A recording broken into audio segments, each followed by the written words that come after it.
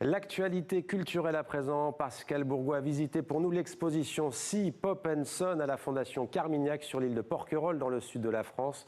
Aperçu en images et en musique, vous allez reconnaître forcément.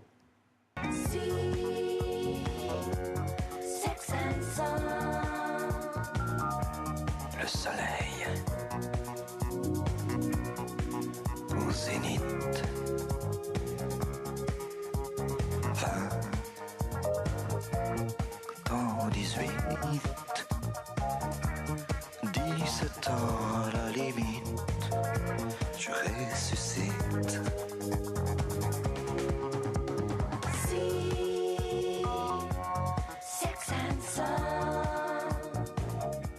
Sea, Sex and Son, ça pourrait le faire à Porquerolles, bien entendu, grand titre de Serge Gainsbourg qui a inspiré le nom de cette exposition. Pascal, bonsoir. Ça se passe juste en face de Toulon, sur l'île de Porquerolles, dans le sud de la France. Et c'est une exposition que je vous conseille d'aller voir avec des amis, en famille, parce que c'est une expédition à la fois en bateau, à vélo, à pied, puisqu'il y a des sculptures également dans le jardin. Alors vous l'aurez compris, Sea, Sex and Son, Sex a été remplacé par Pop, parce que c'est une exposition sur le pop art, ce courant artistique des années 60 et 70, subversif, libertaire, et qui a gardé cet esprit libertaire dans la forme de l'exposition, puisque c'est un des rares musées, peut-être le seul, qu'on doit visiter pieds nus.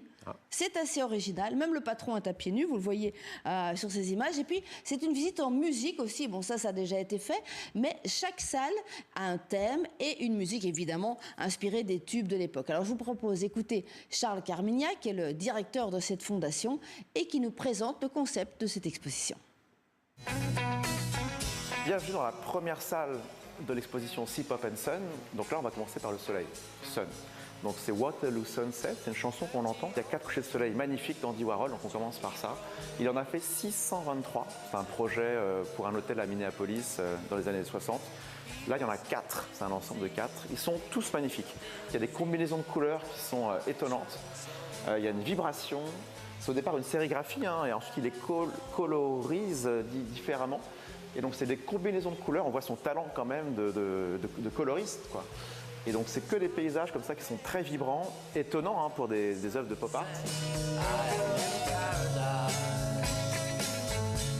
Il y a un paysage de mer de Liechtenstein, une sorte de coucher de soleil qui est très étonnant chez lui.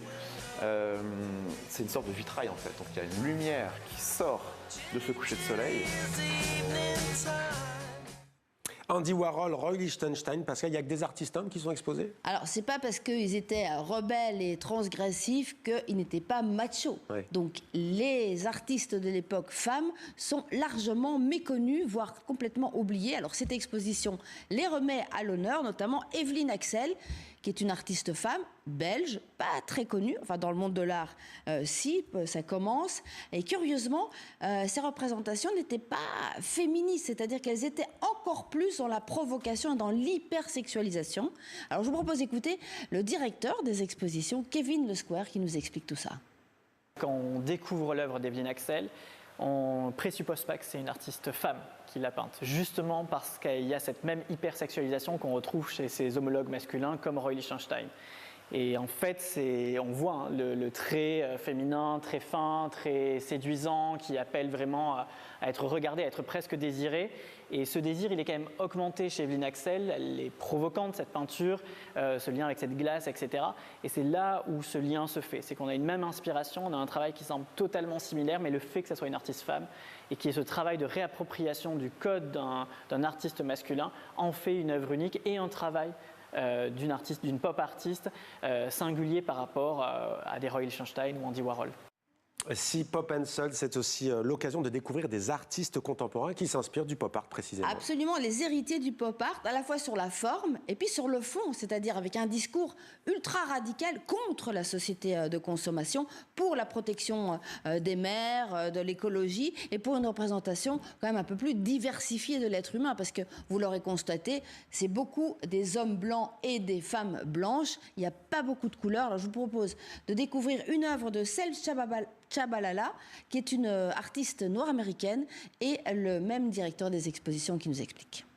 Le pop art, quand on regarde la majorité des représentations ou celles qui sont plus connues, on est toujours sur des représentations de femmes minces, blanches, blondes, quelques hommes aussi, mais on sexualise peu d'autres types de corps. Elles représentent le corps des femmes noires, elles les représentent non pas en train de travailler ou comme les hommes ont pu les représenter pendant des siècles, mais dans des moments de vie où elles sont elles-mêmes une idée de liberté. Donc on prolonge cette idée de liberté peut-être qu'on trouvait dans les années 60, mais avec un public et des personnes qui n'étaient pas représentées. C'est aussi ça aujourd'hui, représenter des gens qui ont été peut-être effacés, un peu oubliés du moins de l'histoire de l'art ou dans des cases très stéréotypées.